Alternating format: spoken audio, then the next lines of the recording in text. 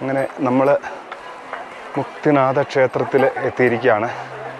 ഇത് ക്ഷേത്രം അത്ര വലിയ ക്ഷേത്രമൊന്നുമല്ല,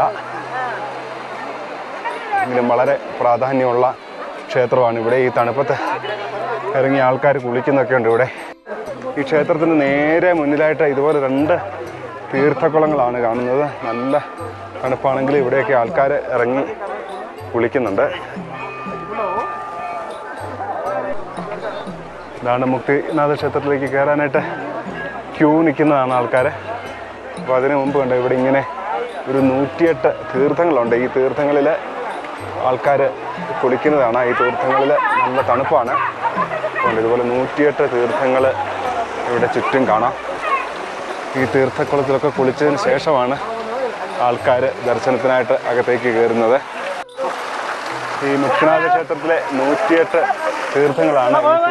ഈ തീർത്ഥത്തിലൂടെ ആൾക്കാർ ഇങ്ങനെ നല്ല തണുപ്പാണ്. ആൾക്കാർ ഇതുപോലെ ഈ തീർത്ഥത്തിൽ കുളിച്ചു പോകുന്ന കാഴ്ച നമുക്ക് കാണാം.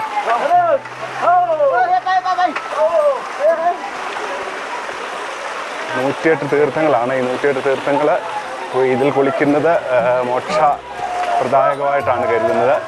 അപ്പോൾ ഇങ്ങനെ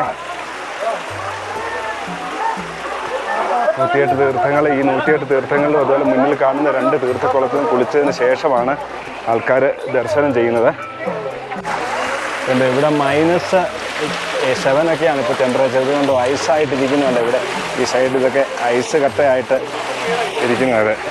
ഈ മുക്തിനാഥ ക്ഷേത്രത്തിനെ കുറിച്ചിട്ട് കേൾക്കുന്ന പുരാണ കഥകൾ എന്തെല്ലാമാണെന്ന് നമുക്ക് പെട്ടെന്നൊന്ന് നോക്കാം. ഒരിക്കലെ ജലന്താസുരൻ എന്ന ഒരു അസുരന്റെ ഭാര്യയായ വൃന്ദ വിഷ്ണുദേവനെ ശപിക്കുകയുണ്ടായി. ശിലകളായി തീരട്ടെ എന്നായിരുന്നു വൃന്ദ വിഷ്ണു ഭഗവാനെ ശപിച്ചത്. ഇവിടെ വന്ന് തപസ്സനുഷ്ഠിച്ചതിന് ശേഷമാണ് വിഷ്ണു ഭഗവാന് ശാപമോക്ഷം ലഭിച്ചത് എന്നാണ് പുരാണങ്ങളിലൊക്കെ പറയുന്നത്.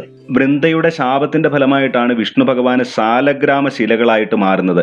നമ്മൾ ഇങ്ങോട്ട് വന്നപ്പോൾ കണ്ട ഗണ്ഡകി നദിയിലാണ് സാലഗ്രാമ ശിലകൾ കാണപ്പെടുന്നത്.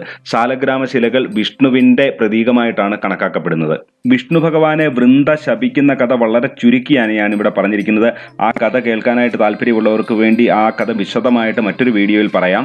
നമ്മളങ്ങനെ ഈ മുക്തിനാഥ ക്ഷേത്രത്തിൽ ദർശനത്തിനായിട്ട് ക്യൂ നിൽക്കുകയാണ്. വലിയ ക്യൂ ഒന്നും ഇല്ല, ഒരു മാക്സിമം ഒരു 1/2 മണിക്കൂർ ക്യൂ നിന്ന് കഴിഞ്ഞാൽ ദർശനം കിട്ടും.